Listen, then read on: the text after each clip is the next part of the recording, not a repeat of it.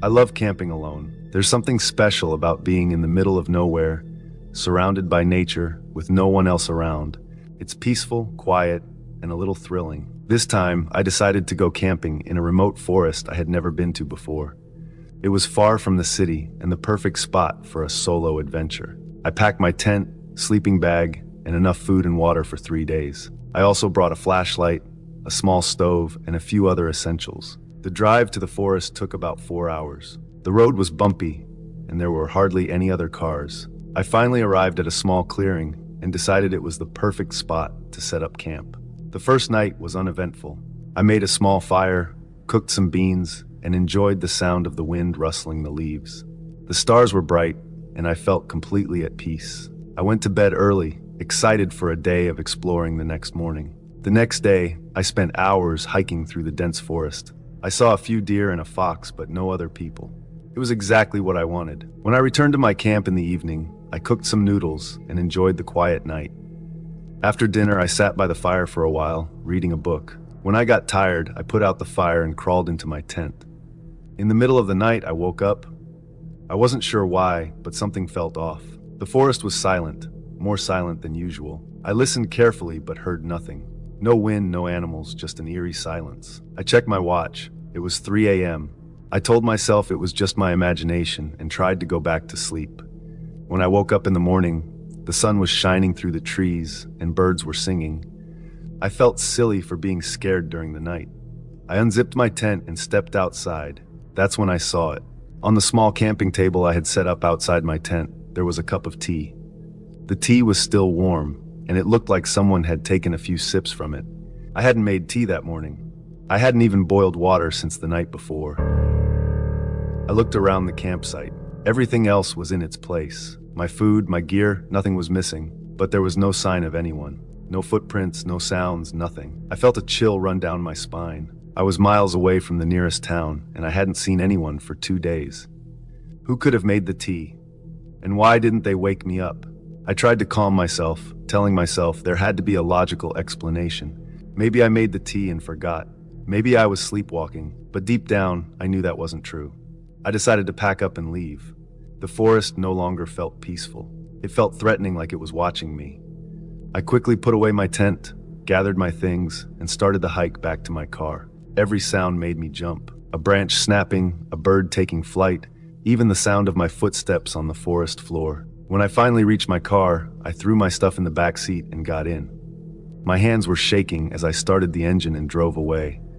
As I looked in the rearview mirror, the forest seemed to close in behind me, like it was swallowing up my campsite and the mysterious cup of tea. I didn't stop driving until I reached home. I locked all my doors and windows and sat down with a cup of tea, trying to make sense of what had happened. But no matter how much I thought about it, I couldn't come up with an explanation. For days, I couldn't shake the feeling that someone had been there with me in the forest. Someone who didn't want me to know they were there. I started to doubt myself. Had I imagined the whole thing? Was it just a dream? But the memory of that warm cup of tea was too vivid to ignore. A week later, I decided to go back to the forest. I needed to know what had happened. I drove back to the same spot, my heart pounding the whole way. When I arrived, the campsite looked the same. I found the spot where my tent had been, the place where the table had stood, but there was no cup, no sign that anyone had been there. I spent the night in my car, too scared to set up camp again. I kept the doors locked and a flashlight in my hand, but nothing happened. No strange noises, no mysterious visitors. In the morning, I felt a little braver. I got out of the car and walked around, looking for any clues, but there was nothing. I left the forest that day, still without answers. But one thing was clear: I would never camp alone in that forest again. Some mysteries are better left unsolved, and some places are better left unexplored. Before we get into the next story, if you come for the first time, please make sure to subscribe to our channel and press the bell icon for upcoming scary stories. We need your support. Please share these stories with your friends and family. Thanks.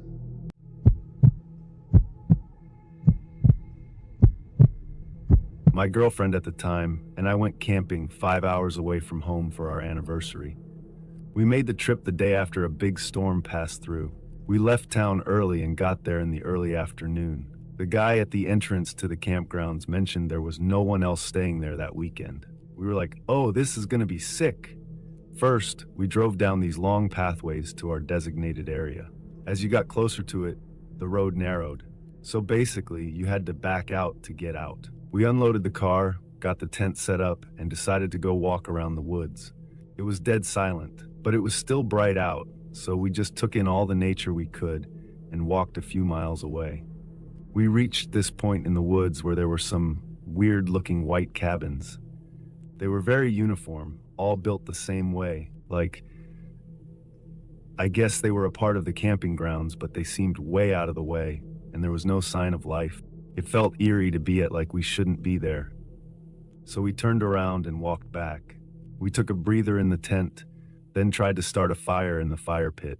Unfortunately, neither of us had ever been camping before and had no idea how to start a fire. We had bought some of those self-lighting logs from Walmart and some lighter fluid, but everything else around us was soaked to the bone from the rain that had passed through the day before. We knew we needed kindling of some sort, but any dry sticks or leaves were far and few between. Eventually, we got a small fire going, ate hot dogs and marshmallows, and spent some time looking at the stars. Then we noticed just how dark it was out there. My girlfriend was easily spooked and was like, "Can we get into the tent now?" So we put the fire out and crawled into the tent. We were talking to each other, but I could tell she was tense. Suddenly, she put her hand over my mouth and was like, "Shh! Do you hear that?" Before I could respond, we heard heavy footsteps. It sounded like a group of people walking. I whispered to her, "It's probably just animals or something." Then we heard mumbling, like low mumbling. We couldn't make out words, but it didn't sound like a sound an animal could make. It sounded like words, but hushed and non-elaborated. We sat in silence, staring at each other in the dark for what felt like forever. The mumbling got louder, as did the footsteps, until it sounded like it was right outside of our tent. We both froze. I don't think either of us were breathing. And then silence. We waited and waited and waited. I'm still not sure how much time passed. Eventually, my girlfriend said, "We have to get to your car." The adrenaline was pumping, so I peeked out of the tent into the darkness and told her to stay behind me, and then we ran to the car. I locked the doors. I kept looking around for any signs of life, but we were seemingly alone. I looked at her and was like, "Okay, I'm going to grab our stuff. You stay in the car." We only had our ice chest and our tent out. I hopped out and ran, grabbed our ice chest, and tossed it into the back seat. As I turned around to go get the tent, I started hearing footsteps closing in again. In a moment of pure terror, I yanked the tent out of the ground, wrapped the tarp around it, slung it over my shoulder like some panicked Santa Claus, and shoved it into the trunk. I didn't say anything when I got in the car except, "Do we have everything in here?" My girlfriend said yes, and I floored it in reverse out of our camping area. Then we came to a fork in the road that went in like 6 different directions. I asked my girlfriend if she remembered which path we came down to get in here, and she told me she didn't know. We chose a random one and ended up in a different camping spot. I cursed under my breath and slammed it into reverse again.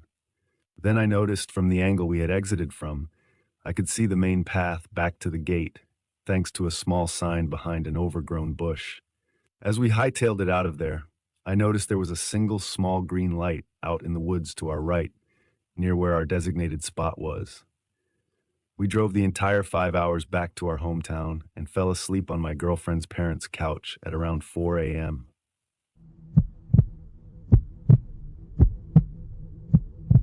When I was 14 years old, my family and I went on a camping trip to a state park. My friend and I were excited to spend our days exploring the woods and our nights telling scary stories around the campfire. But little did we know, our adventure would take a dark and terrifying turn. As we set up our tents, my friend and I decided to take a walk through the woods, a ritual we called the walk. We loved navigating through the dense forest, using our flashlights to guide us through the darkness. But on this particular night, we decided to venture further into the woods than we ever had before. As we walked, the trees seemed to grow taller and the shadows deeper. We heard strange noises, like twigs snapping and leaves rustling, but we brushed it off as mere wildlife.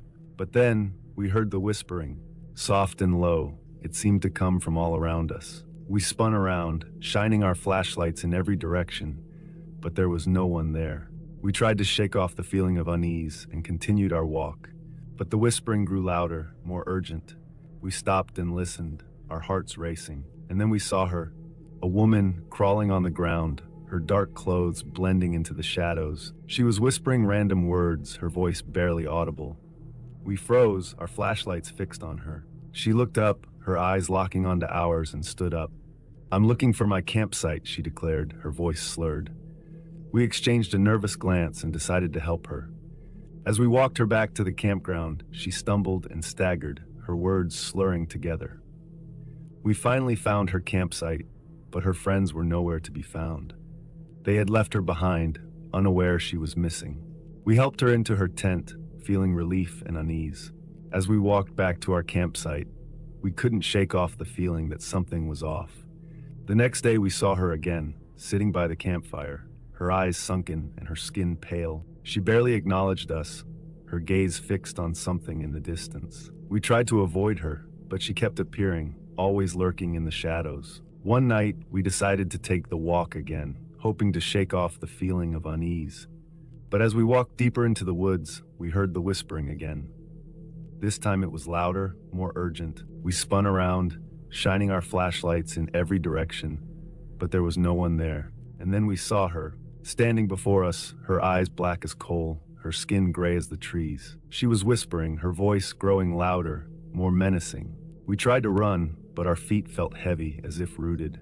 She started to move towards us, her eyes fixed on ours, her whispering growing louder. We were paralyzed with fear, unable to move or speak. And then everything went black. When I woke up, I was back at our campsite, my friend shaking me awake.